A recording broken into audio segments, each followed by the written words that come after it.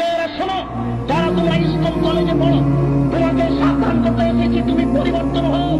আল্লাহ তাআলা বলছেন, কুল হাল ইয়াস্তাবিল্লাযীনা ইয়ালামুনা ওয়াল্লাযীনা লা ইয়ালামুন ইন্নামা ইয়াতাযাক্কারু উলুল আলবাব।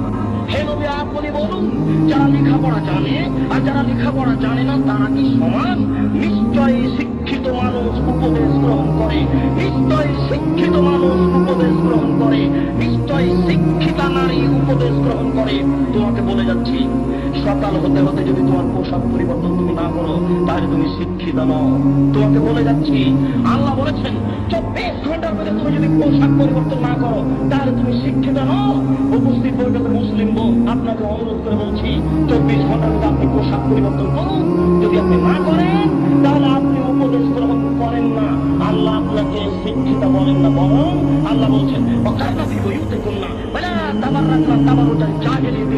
হে মুসলিম মহিলা, অন্যতার যুগে, বর্বরতার যুগে, অসভ্যতার যুগে মাইয়া যেভাবে রাস্তাঘাটে সত্য প্রদর্শনী দিয়ে তোমরা সেভাবে করোনা বাড়িতে থাকো।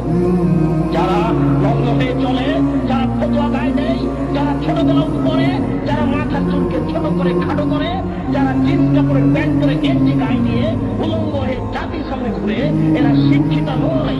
আল্লাহ তাদেরকে বলছেন, এরা বন্য, এরা বর্বর, এরা অসভ্য, এরা অশিক্ষিত।